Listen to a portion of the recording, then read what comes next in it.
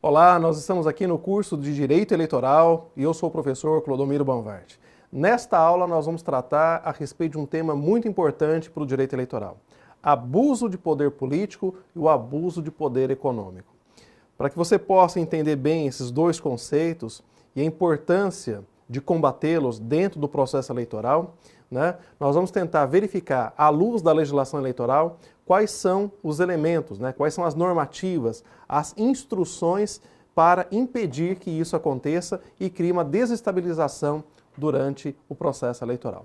Eu convido então você a acompanhar comigo aqui na tela a respeito desses dois temas importantes. A Justiça Eleitoral, ela tem como objetivo fundamental fazer o quê?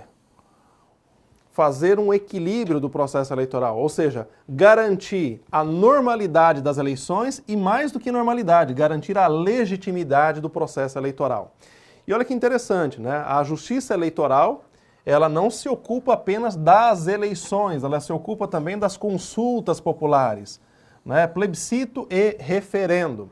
Então, para que nós tenhamos normalidade e também, acima de tudo, a legitimidade desses processos, dessas consultas, é fundamental que a Justiça Eleitoral atue. Para quê? Para evitar qualquer tipo de ameaça que venha a afetar justamente a legitimidade do pleito, a evitar que nós tenhamos o quê? Uma eleição, um pleito, que ele se torne ilegítimo. Para isso, então, a Justiça Eleitoral ela aponta uma série de práticas condenáveis de abuso de poder, seja ele econômico e político, e isso está regulado, para você que estuda concurso, dar uma olhada na Lei das Eleições, nos artigos de 73 a 78, e olhe também o artigo 96, ok? Uma referência aí para você que está fazendo concurso público. Abuso de poder, ele gera o quê? Ele gera um desequilíbrio dentro do processo eleitoral. Então é justamente esse desequilíbrio que a Justiça Eleitoral ela visa a combater. E aqui eu trouxe para você um quadro analítico para que nós possamos perceber qual que é a diferença entre o abuso do poder político e o abuso do poder econômico. O abuso do poder político ele vai ocorrer quando o candidato ele já é detentor do poder, ou seja, ele já ocupa o exercício da atividade política, seja no executivo, como prefeito, governador ou presidente, ou no legislativo, como vereador, deputado estadual, federal ou até mesmo como senador. E que ele acaba se valendo dessa condição, agindo o quê? Agindo de forma abusiva e acabando por prejudicar a liberdade do voto. Então, quais são os exemplos aqui que eu poderia trazer para você? Eu vou fazer o uso do cargo que eu ocupo como prefeito para obter votos na eleição. Eu vou, por exemplo, inaugurar obras em época de eleição. Tudo isso gera abuso do poder político. E a Justiça Eleitoral, ela visa justamente a combater estas questões. Abuso do poder econômico, ele vai ocorrer quando o candidato ele utiliza recursos financeiros que são vedados.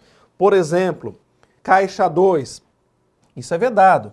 Por quê? A Justiça Eleitoral ela fiscaliza todo o processo da confecção, da feitura da eleição e, portanto, ela acompanha de perto também os recursos financeiros que são empregados para o candidato fazer a sua campanha eleitoral. Então veja, recursos financeiros vedados. O candidato fez Caixa 2. O candidato recebeu um recurso que é vedado por lei, ou seja, de uma organização paramilitar, de um órgão internacional, portanto estrangeiro, ou uma prática ainda muito usual, infelizmente, a utilização indevida de transporte no dia da eleição. O candidato vai lá e oferece transporte coletivo aos eleitores. Isso é vedado, isso é proibido e isso é caracterizado como abuso do poder econômico. Então eu gostaria de chamar a sua atenção para as condutas vedadas por agentes públicos em campanhas. E aqui eu gostaria primeiramente de entender com você o que a legislação eleitoral entende por agente público. Então olha bem, na Lei das Eleições, artigo 73, parágrafo 1º. Vamos dar uma olhada lá. Reputa-se como agente público quem exerce tem um errinho aqui, ainda que transitoriamente ou sem remuneração, por eleição, nomeação, designação, contratação ou qualquer outra forma de investidura ou vínculo, mandato, cargo, emprego ou função nos órgãos ou entidades da administração pública direta, indireta ou fundacional. Então veja, se você exerce alguma atividade dentro da administração pública, seja ela direta ou indireta ou fundacional, você é considerado agente público. Logo, nós temos algumas condutas vedadas ao agente público. Nesse aspecto próprio, o próprio exercício de mandato por meio de eleição, né? Seja o prefeito, o governador, qualquer um que foi eleito para exercício da atividade pública, ele é também enquadrado como agente público. A eles são o quê? São vedadas determinadas condutas. E aqui eu quero também chamar a atenção para o conceito de conduta vedada entendido pela legislação eleitoral. Conduta vedada só é materializada quando fica caracterizado o benefício a determinado candidato que provoca um desequilíbrio na disputa. Esse é o entendimento do Tribunal Superior Eleitoral, né? É um entendimento pacificado e seguido pelo Tribunal Superior Eleitoral. Então, a conduta vedada ela tem que ser materializada. Ela tem que materializar a comprovação que ela gera um desequilíbrio na disputa eleitoral. Esse tipo de ação é vedado pela Justiça Eleitoral, portanto, conduta vedada é esse entendimento é apresentado pelo TSE. Condutas vedadas em razão dos bens públicos, né? O uso de bens públicos. Então veja lá, o artigo 73, inciso 1º da Lei das Eleições, vai dizer o seguinte: é vedado em campanhas eleitorais, olha bem, a cessão ou o uso em benefício de candidato, partido político ou coligação do quê? De bens móveis ou imóveis pertencentes à administração direta ou indireta da União, Estados, Distrito Federal e municípios, né? Então é interessante notar que você não pode fazer a utilização destes bens públicos, sejam eles móveis ou imóveis, para beneficiar este ou aquele candidato. E nós temos uma exceção. A exceção é em relação às convenções partidárias. Para a realização de convenções partidárias, os partidos, né, e as coligações, elas podem sim utilizar bens públicos para para realizar as convenções partidárias. Eu já disse e repito aqui, um partido ou uma coligação pode, por exemplo, usar o prédio da Câmara Municipal para realizar em dia marcado a sua convenção partidária. Então, essa é uma exceção à regra que nós vemos aqui no quadro. Também ressalvado ainda o transporte oficial do presidente da República, ok? E o uso de residências oficiais pelos candidatos à reeleição. Então, olha que coisa interessante aqui. A lei proíbe a utilização de bens públicos, seja eles móveis ou imóveis. Agora, mais duas exceções. Por exemplo, os candidatos a deputado federal ou senadores que estão pleiteando uma reeleição. Portanto, quando você vai a Brasília, você percebe que os senadores e os deputados federais, eles têm ali um apartamento funcional. Aquele apartamento é do poder público. Então, se ele é candidato à reeleição e continua morando ali, isso é permitido? A lei vai dizer que sim, né? É uma exceção a essa proibição de bens públicos. No caso do candidato a deputado federal ou a senador que está concorrendo à reeleição e já mora no apartamento funcional, ele não tem o quê? Nenhum tipo de restrição perante a Justiça Eleitoral. E outro caso é a utilização da aeronave presidencial. Quer dizer, o presidente vai pleitear a reeleição. Então ele não precisa o quê? Ele não precisa se desincompatibilizar do cargo. Significa que ele vai o quê? Fazer campanha eleitoral junto com a chefia do Estado e do governo que lhe cabe naquele momento, né? Ele vai continuar exercendo a função de presidente. E aí ele pega o avião presidencial para se deslocar para um determinado estado para fazer campanha eleitoral. Ele pode fazer uso dessa aeronave? Sim, pode, né? Essa é uma exceção que a legislação nos dá, desde que o pagamento das despesas da aeronave seja de responsabilidade do partido ou da coligação que apoia o presidente naquele momento.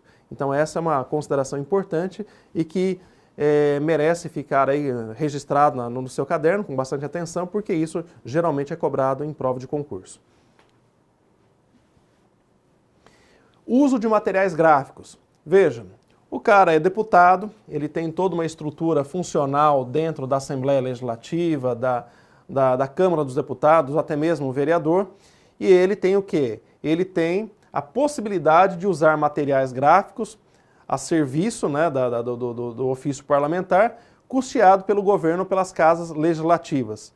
No caso de eleição, é vedado ao candidato à reeleição fazer uso desse expediente, né? Por quê? Porque isso pode ir além, né, das prerrogativas consignadas nos regimentos e normas dos órgãos que integram. E o TSE vai, aqui, nesse aspecto, entender que é possível sim o fornecimento de todo esse material gráfico para o deputado, para o senador, para o vereador em ano eleitoral, desde que, olha bem, desde que esse serviço esteja estritamente vinculado à atividade parlamentar e que não tenha nenhuma conotação de propaganda partidária.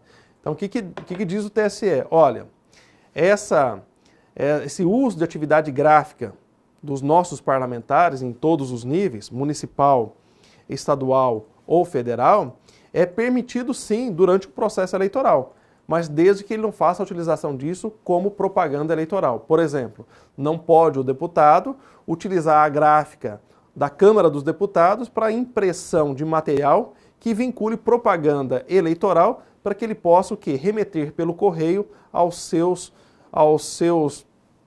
concidadãos onde ele espera ali obter votos. Então isso é proibido, isso é vedado. Agora, nada impede que esse serviço continue sendo prestado, por exemplo, para as atividades parlamentares, inclusive para informação da prestação de conta do seu próprio mandato, ok?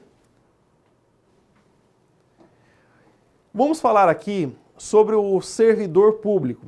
O artigo 73, inciso 3º, ele vai dizer o seguinte: é vedado, olha bem, é vedado agente público em campanha ceder o servidor público ou empregado da administração direta ou indireta federal, estadual ou municipal, do Poder Executivo, você vai entender porque eu sublinhei aqui Poder Executivo, ou usar do seu serviço para comitês de campanhas eleitoral, de candidato, partido ou coligação durante o horário de expediente normal, salvo se ele estiver licenciado, né? O que nós temos aqui de interessante é o seguinte: será que durante o processo eleitoral eu posso, né, eu candidato a deputado, candidato a senador, candidato a prefeito, por exemplo, eu posso fazer uso do servidor público para trabalhar na campanha eleitoral? Ora, eu não posso fazer isso, né? E isso é praticamente vedado. Eu posso sim autorizar, né, eu posso, enquanto servidor público, ter o quê? O direito, a minha autonomia de fazer campanha para este ou para aquele candidato, inclusive dentro do espaço da administração pública que eu pertenço, depois do horário de expediente, ou se eu estiver licenciado do cargo. Agora, eu não posso fazer isso durante o expediente do meu trabalho. Um outro aspecto que eu te chamo a atenção, registrado na tela, é que a lei faz o quê? Ela faz referência à vedação da utilização do servidor público do Poder Executivo. E a pergunta que fica, bom, e o servidor do Poder Legislativo, do Poder Judiciário, ele estaria autorizado a fazer esse tipo de serviço? Então é uma questão que fica aqui no ar, né? Se os demais poderes, eles estão incluídos dentro desta lei ou não. É uma questão em aberto, mas eu creio que por um bom senso nós teríamos aqui uma interpretação não restritiva, mas uma interpretação extensiva contemplando também o poder judiciário e o poder legislativo. Ok? Falaremos aqui de bens e serviços públicos. O artigo 73, inciso 4º, né, nós estamos aqui acompanhando passo a passo a lei, diz que é vedado o uso promocional em favor de candidato, partido ou coligação de distribuição gratuita de bens e serviços de caráter social custeados ou subvencionados pelo poder público, né? Então é interessante isso, que o candidato à reeleição, por exemplo, ele não pode utilizar-se dos bens e serviços, que é uma prestação de serviço público, para usar isso como moeda de troca para obtenção de votos, né? Inclusive nós temos uma jurisprudência firmada pelo TSE que diz o seguinte: a legislação ela não proíbe a prestação de serviço social custeado pelo poder público no período eleitoral, mas sim o quê? O uso para fins promocionais do candidato, do partido ou da coligação, né? Então veja, eu sou prefeito de um município e vou ser candidato à reeleição. E eu começo o quê? Eu começo a fazer a utilização de serviços públicos prestados pela prefeitura, muitas vezes com a rúbrica de valor que vem destinado pelo governo do estado, pelo governo federal, eu passo a utilizar isso como moeda de troca para fazer propaganda eleitoral e para conquistar voto. Isso é veementemente proibido, né, pela legislação eleitoral. Eu não posso fazer isso como candidato à reeleição, seja para a prefeitura, para o governo do estado ou para presidente da República. Eu não posso fazer essa barganha com o meu eleitorado. Agora, eu tenho que levar em consideração algumas exceções. Por exemplo, em calamidade pública, uma situação emergencial que me obriga, enquanto administrador público, a tomar providências para resolver um problema localizado, mesmo em período eleitoral. Então acompanhe comigo aqui na tela, você vai perceber o seguinte: o artigo 73, inciso 8º, parágrafo 10º, ele abre exceção para, durante o processo eleitoral, em caso de calamidade pública, estado de emergência, ou a continuidade de programas sociais autorizados por lei e que estão em execução, né? Então, o que significa? Nesses casos, em particular, eu sou obrigado, né, na medida que eu estou gerindo a administração pública, eu sou obrigado a assegurar a prestação desses serviços ou, inclusive, assegurar as condições para que eu resolva esses problemas emergenciais, ok?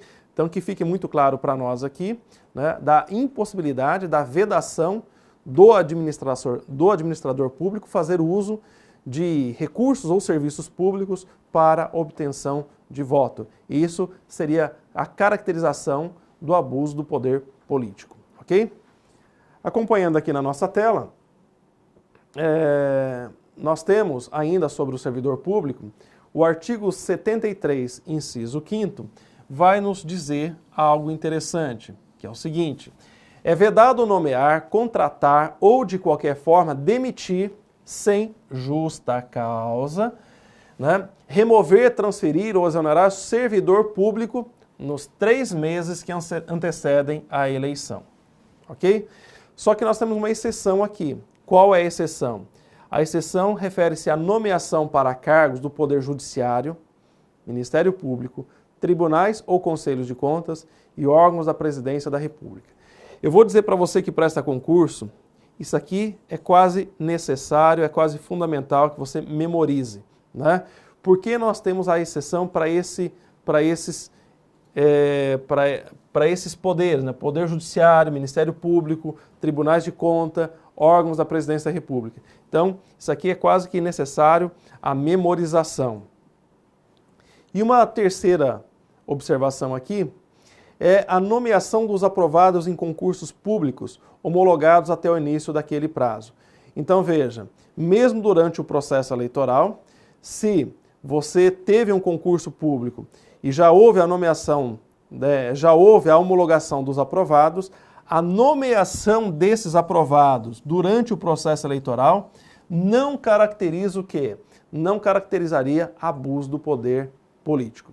Então essas duas exceções em relação ao artigo 73, inciso 5º. Transferência de recursos. Olha bem, ainda no artigo 73, agora o inciso 6º diz: é vedado a transferência de recursos da União aos estados e municípios e dos estados aos municípios, né? Faltou aqui um S. Ora, o que está dizendo aqui para nós? A União não pode, durante o processo eleitoral, transferir recursos para o Estado. E o Estado também não pode transferir recursos para o município. né? Porque, por exemplo, imagine o presidente, ele pega, candidato à reeleição, ele transfere recursos apenas aos estados onde ele está coligado com os governadores que estão pleiteando a reeleição. Ou o governador de estado, ele pega e seleciona aqueles municípios onde os prefeitos estão com ele, seja no partido ou na coligação, e que, portanto, é uma relação próxima, ele pega e transfere recurso público para aquele município em detrimento dos demais. Então, isso é veementemente proibido durante o processo eleitoral, ou seja, é vedado a transferência de recursos da União para os estados e dos estados para os municípios. E aí você tem também uma exceção. Olhando aqui na nossa tela, nós temos uma exceção. Essa vedação não se aplica ao repasse de recursos destinados a cumprir o quê? A obrigação formal pré-existente para a obra, serviço, em andamento ou cronograma pré-fixado. Então, digamos que você tem o quê? Você tem, enquanto prefeito, um convênio com o Estado ou com a União em razão da realização de uma obra ou de um serviço assistencial que já foi o quê? Pré-definido no ano anterior ou em meses anteriores e que, portanto, esse cronograma já pré-fixado não pode deixar de ser observado. Porque senão nós teríamos que chegar no período eleitoral e paralisar obras, paralisar o andamento de prestação de serviços. Então, há uma exceção nesse sentido. Se isso já está pré-definido, pré-ordenado e pré-cronometrado, esse serviço ou essa obra, ela continua mesmo durante o período eleitoral. Tudo bem? Avançando aqui na nossa tela, eu chamo a sua atenção para as condutas vedadas em geral, né? As condutas vedadas em geral. E nós temos aqui várias condutas a título de exemplo, né? Por exemplo aqui, proibição de veiculação de propaganda institucional por órgãos públicos nos 3 meses anteriores ao pleito. Então eu não posso fazer propaganda institucional, né?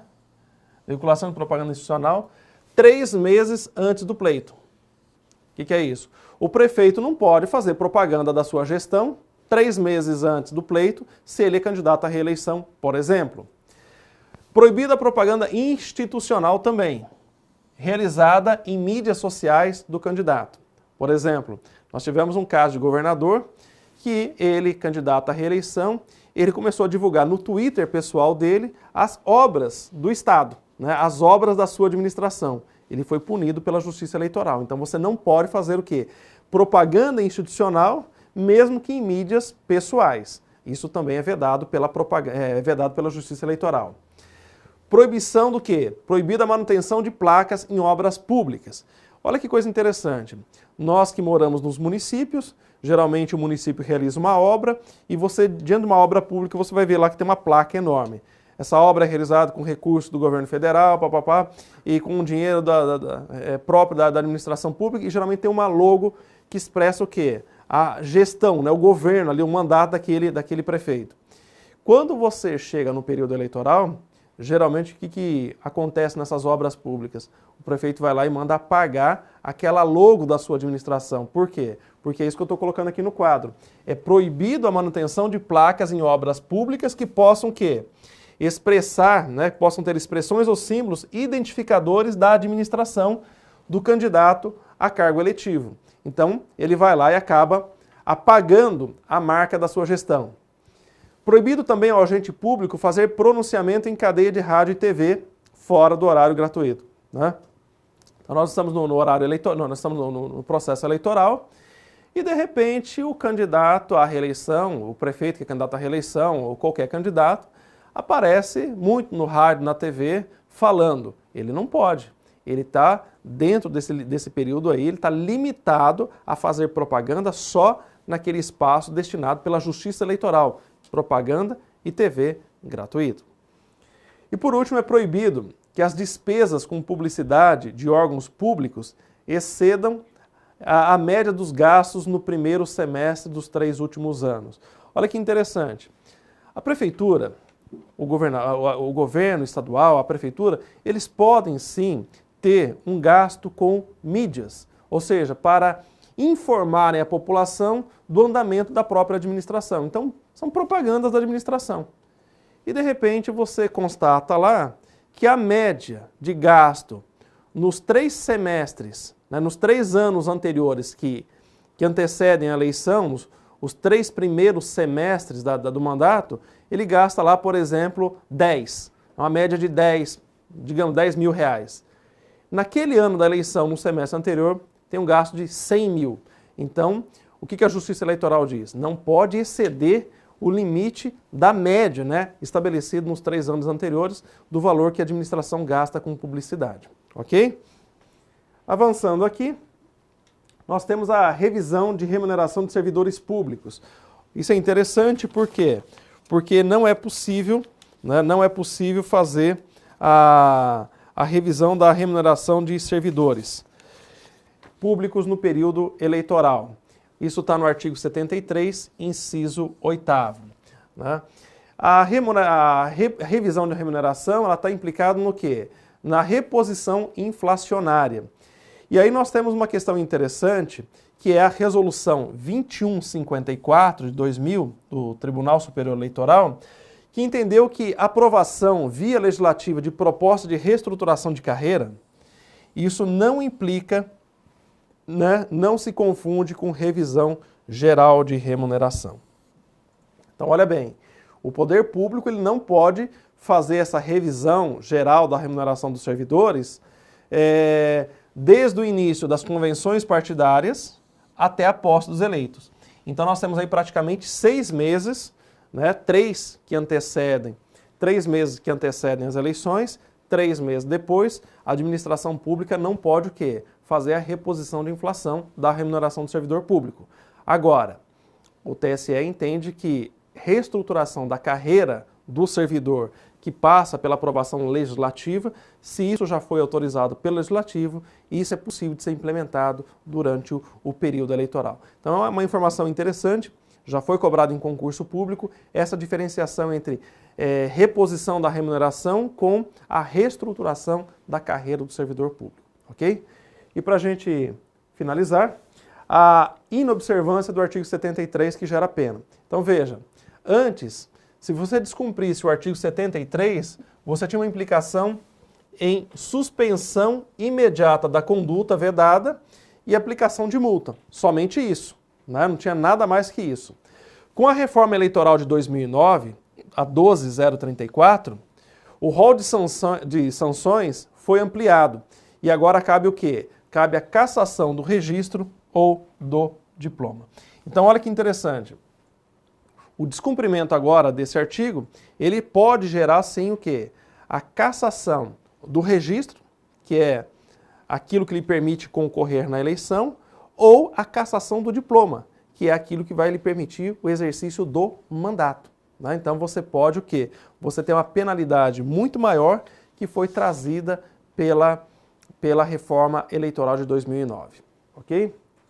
E para a gente finalizar de fato, um outro ponto aqui muito importante de vedação é a inauguração de obras públicas. O artigo 77 vai dizer o seguinte, é proibido a qualquer candidato, olha bem, não só executivo, candidato a vereador, deputado, a qualquer um, é proibido comparecer nos 3 meses que precedem um pleito à inauguração de obras públicas. Então veja, está tendo uma inauguração de uma obra pública, chove de candidatos lá. Isso é proibido pela lei. Por quê? Porque isso gera uma pena de cassação do registro ou do diploma.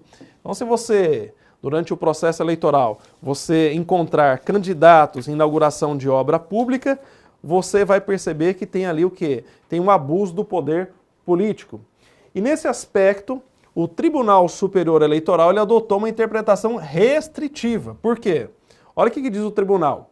Não configura inauguração de obra pública, por exemplo, descerramento de uma faixa de inauguração de uma praça. Né? Você, como prefeito, você vai lá fazer o descerramento de uma faixa. Né? Isso não caracterizaria crime. Ou sorteio de casas populares. Isso também não se enquadra, não se caracteriza como crime. Então são exceções geradas por uma interpretação restritiva que o Tribunal Superior Eleitoral fez da norma. Em relação a esse tema, eram esses os pontos que eu queria apresentar, colocar para você. Espero que tenha sido produtivo para o seu estudo. E aqui sempre os votos, né, o meu desejo e votos que você tenha sucesso no seu concurso público. ok? Eu espero você na nossa próxima aula. Um grande abraço e até lá.